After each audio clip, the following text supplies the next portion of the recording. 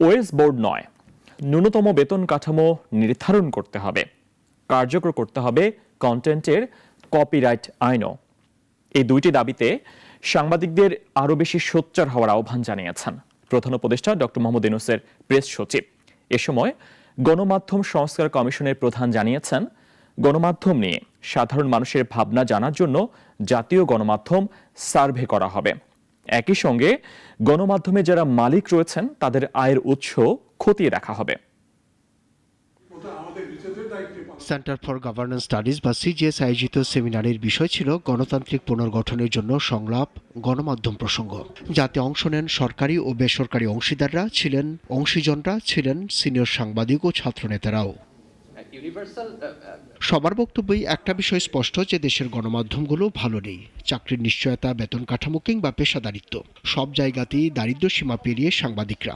অবশ্য এর জন্য যে গণমাধ্যমের মালিক, সম্পাদক ও সরকার এই তিন শ্রেণীর অব্যবস্থাপনায় দায়ী, তাও উঠে আসে আলোচনায়। আমি কালকে নিজের একটা প্রোগ্রাম দেখবো, তো দেখলাম সমানে অ্যাডভার্টাইজমেন্ট হয়েছে, অন্য টিভি দেখলাম সেখানেও অ্যাডভার্টাইজমেন্ট হয়েছে। এখন এই যে মালিক নাই, টাকা দেওয়ার নিশ্চয় তাহলে লোক নাই, তাহলে এই টিভিগুলি চলছে কি করে? আমাদেরকে বলা হতো সংস্কারপন্থী, এবং এটা গালি হিসাবে ব্যবহার।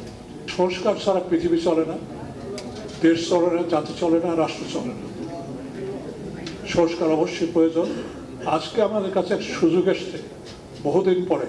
কেউ কেউ মনে করেন ৫ আগস্টের পর সরকারের পরিবর্তন হয়েছে ঠিকই, কিন্তু গণমাধ্যমগুলোর ক্যারেক্টার রয়ে গেছে আগের মতোই, যাকে তেলবাজি সাংবাদিকতা বলে মন্তব্য করেন তারা। 10,000 টাকার কম বেতন পায় বাংলাদেশের 80% সাংবাদিক। আমি যদি সারা দেশেরটা ধরি, এমন অনেক সাংবাদিক আছে একটা জেলা পর্যায়ে কাজ করে, তার শুধু বেতন পাই না, যা যে তাকে নিয়োগ দেয়, কার্ড দেয়, সে তাকে বলে তুমি কত আমাকে দিবা প্রতি মাসে। ইতিহাসে সংস্কার হওয়া উচিত। এই কারণে আমি বলছি যে এখানে সরকার বদলায়, ইতিহাস বদলে যায়।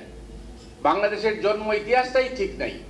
আমরা এখনই জানি না যে আমরা কোথায় আছি দাঁড়িয়ে।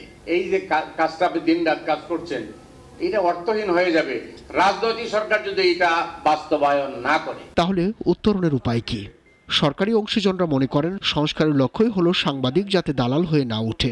পাশাপাশি ওয়েস বোর্ডের সমালোচনাও করেন তারা। প্রেসিং এর আগের কাজই ছিল নিউজ নামানো। আমরা সারা দিন এই যে রাত 12টা পর্যন্ত নিউজ করতে করতে আমাদের দিন শেষ। আর এখানে আমাদের কাজ ছিল এখানে নিউজ নামায়, ওখানে নিউজ দেয়, এর এই জায়গাটায় দেন, এর এইখানে হেড অফ নিউজ করেন। আমরা এই পর্যন্ত এরকম একটা কাজ করি নাই। আমরা কি রুগ্ন গণমাধ্যম টিকিয়ে রাখবো, যে গণমাধ্যম বেতন দেয় না, সাংবাদিকদেরকে করাপ্ট করে অথবা না খাইয়ে রাখে? আমরা কি সেরকম গণমাধ্যম চাই? এই প্রশ্নগুলোর উত্তর আমাদেরকে দিতে হবে, খুঁজতে হবে। বুদ্ধিজীবী হত্যার অভিযোগে সাংবাদিকদের বিচার হতে পারলে জুলাই আগস্টের রক্ত যেসব সাংবাদিকের হাতে লেগে আছে তাদের বিচার কেন হবে না, প্রশ্ন রাখেন প্রেস সচিব শফিকুল আলম। আব্দুল্লাহ শাফি, নাগরিক, ঢাকা।